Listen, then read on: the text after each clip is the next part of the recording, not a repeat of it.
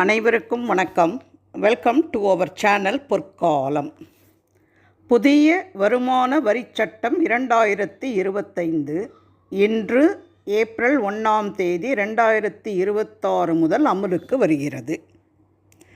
நாட்டின் வரி விதிப்பு முறையில் ஒரு மைல்கல்லாக 1961ஆம் ஆண்டின் பழைய வருமான வரிச் சட்டத்துக்கு பதிலாக கொண்டு வரப்பட்ட வருமான வரிச் சட்டம் 2025 புதன்கிழமை ஏப்ரல் 1 முதல் நாடு முழுவதும் அமலுக்கு வருகிறது.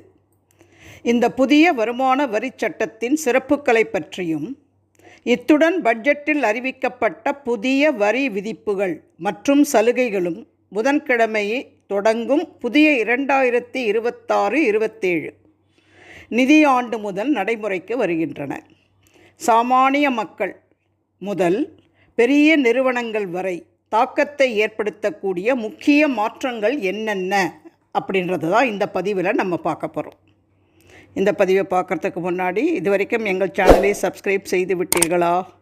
இல்லை என்றால் சப்ஸ்கிரைப் செய்து உங்களது மேலான கருத்துக்களை கமெண்ட் பாக்ஸில் தருமாறு அன்போடு கேட்டுக்கொள்கிறேன். வாங்க நம்ம வீடியோக்குள்ளே போகலாம். நாட்டின் வருமான வரிச் சட்டத்தை நவீனப்படுத்தவும் எளிமையாக்கவும் ஒரு பெரும் முயற்சியாக இது அமைந்துள்ளது. 60 ஆண்டுகள் பழமையான வருமான வரிச் சட்டம் 1961க்கு மாற்றாக இது அமைந்துள்ளது. வரி கொள்கையில் மாற்றமின்றி, ஆனால் பெரும் தெளிவுடனும் எளிமையான மொழியடக்கம், வடிவம் மற்றும் வாசகர் எளிதில் புரிந்து கொள்ளும் விதத்தில் காட்சிப்படுத்தப்பட்டுள்ளது. நாடாளுமன்றத்தில் கடந்த ஆண்டு ஆகஸ்டில் நிறைவேற்றப்பட்ட இந்த மசோதா குடியரசுத் தலைவரின் ஒப்புதலையும் பெற்று வருமான வரி சட்டம் 2025 வடிவம் பெற்றது. வருமான வரி 2026 விதிகள் அனைத்தும் நேரடி வரிகளுக்கான மத்திய வாரியத்தால் கடந்த மார்ச் 20 குறிப்பிடப்பட்டன. அதில் புது சட்டத்தின் விதிகள் செயல்படுவதை பற்றியும் குறிப்பிடப்பட்டுள்ளது. அது தொடர்பான புதிய படிவங்களும் குறிப்பிடப்பட்டுள்ளன. படிவங்கள் எளிமையாக்கப்பட்டிருப்பதுடன் செயல்முறைகளும் எளிமையாக்கப்பட்டுள்ளன. அச்சட்டம் ஏப்ரல் 1, 2026 முதல் அமலானதைத் தொடர்ந்து வருமான வரிச் சட்டம் 2025 இந்திய வரி நிர்வாகத்தில் ஒரு புதிய பாகத்தை குறிக்கிறது. அத்துடன் அகண்ட பாரத முயற்சிக்கான ஒரு முக்கிய நடவடிக்கையாகவும் அமைந்துவிட்டது என்று தெரிவிக்கப்பட்டுள்ளது. எளிய நடைமுறையுடன் புதிய சட்டம். 60 ஆண்டுகளுக்கு மேல் நடைமுறையில் இருந்த பழைய சட்டத்திற்கு பதிலாக தற்போதைய சூழலுக்கு ஏற்ப வரி செலுத்துவோர் எளிதில் புரிந்து கொள்ளும் வகையில் சட்டப் பிரிவுகள் மாற்றி அமைக்கப்பட்டுள்ளன. வரி ஆண்டு இதுவரை நடைமுறையில் இருந்த முந்தைய ஆண்டு வரி மதிப்பீட்டு ஆண்டு என்ற குழப்பமான வேறுபாடுகள் நீக்கப்பட்டு இனி ஒரே வரி ஆண்டு என்று நடைமுறை பின்பற்றப்படும். தாமத தாக்கலுக்கு சலுகை. வருமான வரி கணக்கை தாக்கல் செய்ய காலக்கெடு முடிந்த பின்னரும் அபராதமின்றி டிடிஎஸ் ரீஃபண்ட் கோர புதிய சட்டத்தில் வழிவகை செய்யப்பட்டுள்ளது. இடைக்கால நடைமுறை.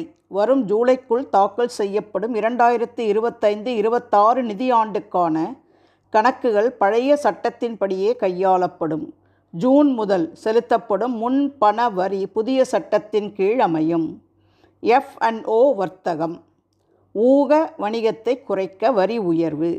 செபி ஆய்வின்படி கடந்த 2024-25 நிதியாண்டில் மட்டும் F&O வர்த்தகத்தில் சிறு முதலீட்டாளர்கள் ரூபாய் 1.05 லட்சம் கோடி நஷ்டத்தை சந்தித்தனர். இதை கட்டுப்படுத்தும் நோக்கில் இந்த வர்த்தகம் மீதான பரிவர்த்தனை வரி உயர்த்தப்பட்டுள்ளது. ஃபியூச்சர்ஸ் வர்த்தகத்துக்கு 0.02% 0.05% ஆப்ஷன்ஸ் வர்த்தகத்தில் பிரீமியம் மற்றும் எக்ஸசைஸ் மீதான வரி 0.15% அதிகரிக்கப்பட்டுள்ளது. முன்பு முறையே 0.1% மற்றும் 0.125% இருந்தது. வெளிநாட்டு பயணம் மற்றும் கல்வி நடுத்தர வர்க்கத்தினருக்கு பயன் தரும் வகையில் வெளிநாட்டு சுற்றுலா மற்றும் மருத்துவ கல்வி தேவைக்காக அனுப்பப்படும் இதர பண பரிமாற்றங்களுக்கான டிசிஎஸ் வரி 2% கணிசமாக குறைக்கப்பட்டுள்ளது. தரவு மையங்களுக்கு 2047 வரை வரி விலக்கு. தரவு மையங்கள் துறையில் நாட்டை உலகளாவிய தலைமையாக மாற்றும் நோக்கில் இந்தியாவில் தரவு மைய சேவைகளை பெறும் அல்லது சொந்தமாக தரவு மையங்களை அமைக்கும் வெளிநாட்டு நிறுவனங்களுக்கு 2047 ஆண்டு வரை 20 ஆண்டு காலத்துக்கு வரி விலக்கு அறிவிக்கப்படுகிறது. ஐடி துறைக்கு சலுகை.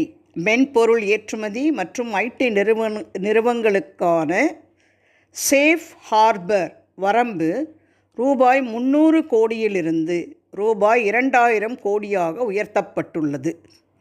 சேஃப் ஹார்பர் என்பது வரித்துறையினரின் தேவையற்ற சோதனைகள் மற்றும் சட்ட சிக்கலிலிருந்து தப்பிக்க நிறுவனங்களுக்கு வழங்கப்படும் ஒரு பாதுகாப்பு வரம்பாகும்.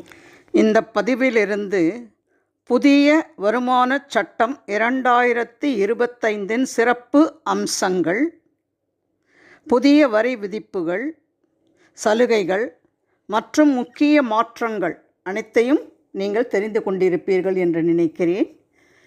இந்த பதிவு மற்றவர்களுக்கும் பயன்படும் என்பதால் உங்கள் உற்றார் உறவினர் நண்பர்களுக்கு மறக்காமல் ஷேர் பண்ணுங்கள். வேறு ஒரு சிறப்பான பயனுள்ள பதிவோடு உங்களை சந்திக்கும் வரை விடைபெறுகிறேன். நன்றி, வணக்கம்.